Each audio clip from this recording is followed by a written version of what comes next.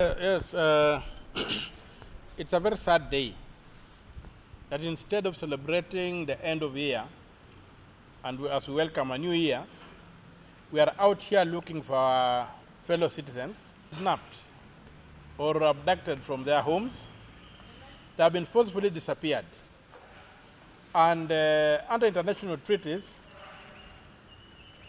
the treaty against forceful enforced disappearances, which Kenya has signed but yet to ratify, forced disappearance is a crime. So, the crime is happening, and I would like to warn the President that under Article 143, Clause 4, his immunity does not extend to crimes that can be prosecuted under international treaties. And last time he undertook, when he was in Homa Bay, he undertook to end abductions. They have continued. The first step towards ending abductions would have been to release those who have been abducted, and then saying that going forward, nobody else will be abducted. If anybody has made a mistake, let them be arrested, let them be prosecuted. And the advocates here and others in the role of advocates in Kenya will ensure that those accused and the judges will ensure that those accused get justice. In our national anthem, we say that justice be our shield and defender. Today, when you sing the national anthem, it doesn't belong to this country anymore. It belongs to a different country. And so the demand upon the President, as the Commander-in-Chief of the Armed Forces, as the Chairman of the Security Council, who under Article 238, security is defined as the protection of the people and their property.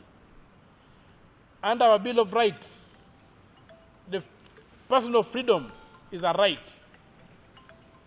So to take people and confine them to using extrajudicial means is inviting the population, as Land Council has said, is inviting the population to disregard the law and take the law into its own hands to survive, because we are not going to be sitting ducks. Personally, I'm very, very attached because Bob Njagi was kidnapped a few hours after leaving my office. He was kidnapped on a matatu and was detained for very many days. On 24th, Kibet Bull was kidnapped on a matatu to Kikuyu. I will also call upon anybody who witnessed the kidnapping to come forward and tell us what happened, because I gave my personal assistant and my driver to take Mr. Kibet in my vehicle because he said he was not familiar with the town, and since he had called saying he wanted to meet me before he travels to Israel on he was supposed to travel to Israel to join the University of Tel Aviv on Friday, past Friday. He had wanted to meet me just to make an acquaintance with me and also to talk to me so that he could understand my political philosophy, which he said he wanted to use to inform his cartoons, because he said he was my strong supporter and I was a supporter of what I do. So the young man was supposed to come at 3 p.m., but he arrived at 11 early. I was in the office. I said, no problem. He said there was no traffic on the road, so he came. And we stayed from 11 to about 4:30. And interestingly, in hindsight, there's a vehicle which came, which had the communication intercepting gadgets on top. It was a Subaru Forester. It parked outside my office across the road. My security people saw it and got concerned. Well, we thought they were trying to monitor my communication. We had no idea it had any connection with Kibet. And Kibet did not express any fear for himself or for anything, because he told me he was staying at his brother's and he'd be leaving on Friday. So, even the reason we took him to town was not because we feared for his safety, no. It's because he told us he did not know town. So we had to take him to archives, and he boarded a metro matatu to Kikuyu. So, but now in hindsight, that Subaru Forester, whose number plates we have confirmed were fake, because the number plates it was bearing belonged to a Toyota station wagon. And so, when my drivers took off, taking Kibet to town, the same vehicle also left. And this vehicle sat at that one point from around 11 to 11 a.m. to 4:30 p.m. in idling. The engine was idling throughout because I think they had to power the system on top of the roof. So our only concern was that maybe they were trying to drop on my phones or something. So we left them to their devices. So, but there were 3 men and 1 woman. And those are people I reasonably suspect abducted Kibet, because they must have been trailing him. That vehicle is clearly a secure vehicle that belongs to the DCI. They have similar vehicles with similar gadgets that they use. And so I'm putting this back to the DCI. Please stop abducting our children. The claim that the president and the state machinery does not know what is happening is not true. Because there's a thread to the identity of the people being abducted. There are people who have been criticizing government. The only person who could be picked by that criticism is government. And so government is abducting these people in an attempt to intimidate them. So to try and pretend that they don't know what is happening is not acceptable. And that's why I reiterate the call I made on 26th, that the Inspector General of Police, the DCI, and even the director of the NIS, if it is true that they don't know what's going on, should resign. If they know what's going on and are doing nothing, they should resign. Because there are which the Kenyans have appointed them and keep them in office. So I reiterate my call that the Inspector General of Police, the Director General of the DCI, the Directorate of Criminal Investigations, and the Director of the NIS should pack their goods and go. Because we cannot allow this form of incompetence in public office. Extreme incompetence that borders on sabotaging the security of the Kenyan people. We cannot allow public officials to keep on sabotaging our security to a point whereby when we walk, we are fearing that the security forces are going to disappear from the streets. Right now, very many young people are hiding. I know very many young people call me and tell me they are hiding. They are fearing for their lives or for their safety. So my call, President Ruto, the buck stops with you. President Ruto, release these young people. President Ruto, these tactics of selling fear to people will not work. And President Ruto, if you don't stop, you'll pay a very heavy price for it, I assure you. You'll pay a very heavy price for this. You won't find anywhere on this globe to hide. The globe has become a small village. You won't get anywhere to hide for violating human rights. So if you want to live in this country peacefully, I tell you today, stop violating the rights of Kenyans. For me, the ball stops with you. And as we wait for the judge to look at our application, which has been made by these 2 prominent lawyers, I also want to say that we have called for demonstrations in town, and that's why I'm dressed in my tracksuit, ready to demonstrate. And so we are going downtown to try and walk on the street and say that please release these innocent young people. If you are offended by what they have done, prosecute them. You have so many laws you can try to use. But for heaven's sake, don't disappear people from the streets. Because you are inviting anarchy. but we don't want to go off the precipice. We want to keep this country united.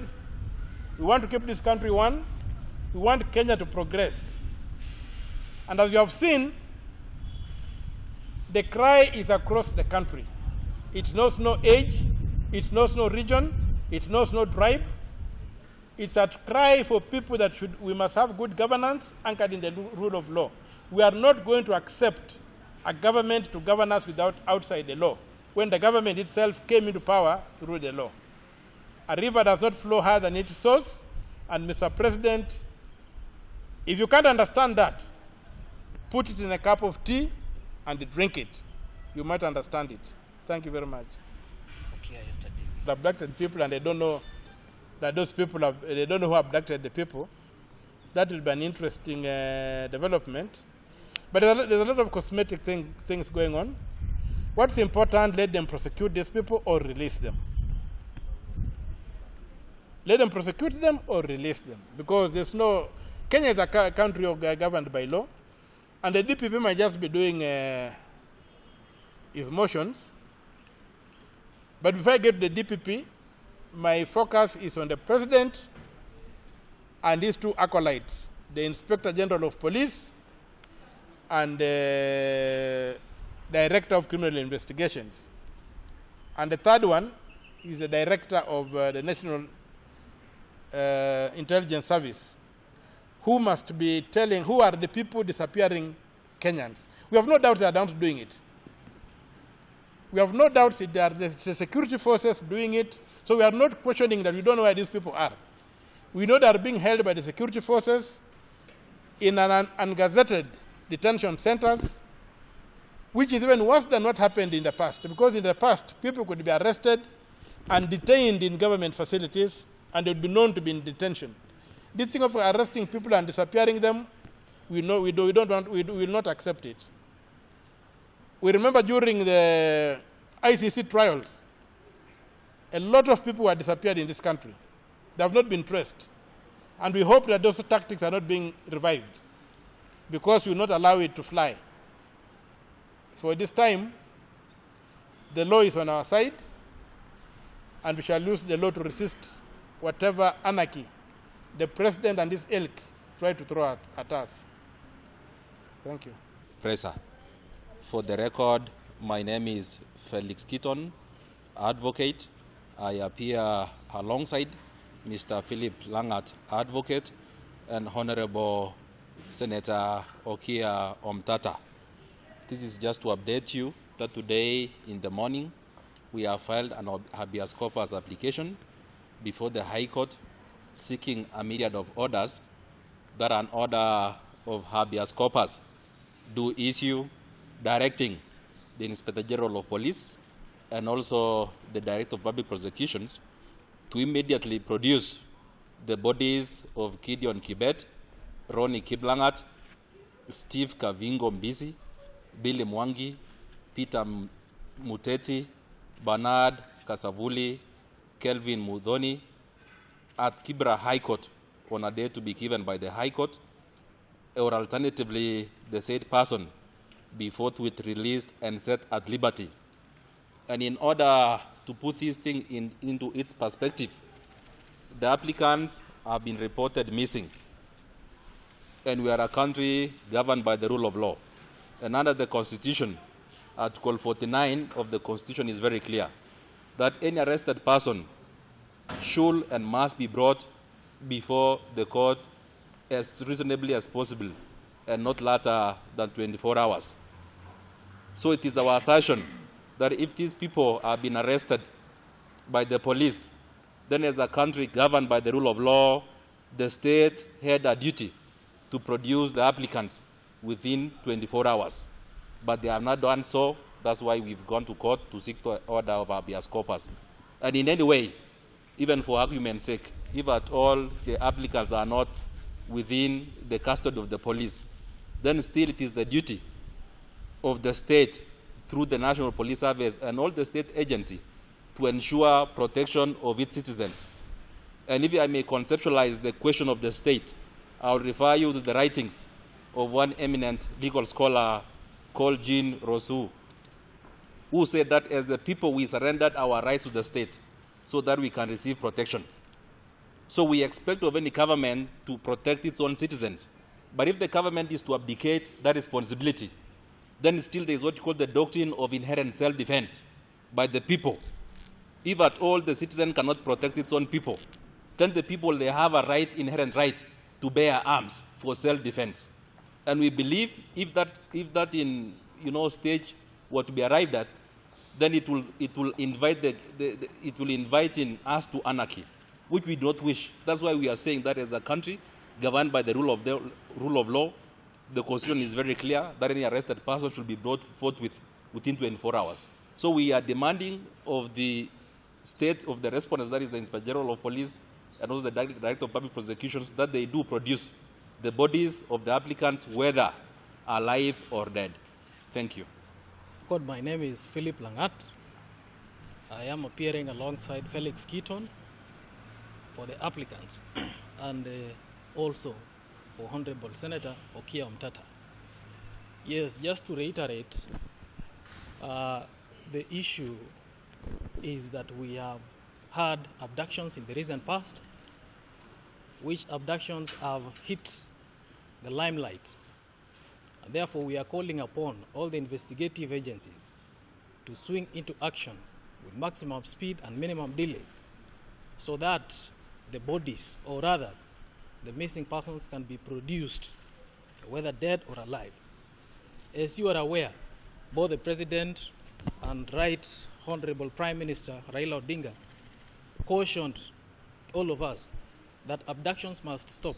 We should not limp back to the days of forced disappearances, senseless killings, and kidnappings.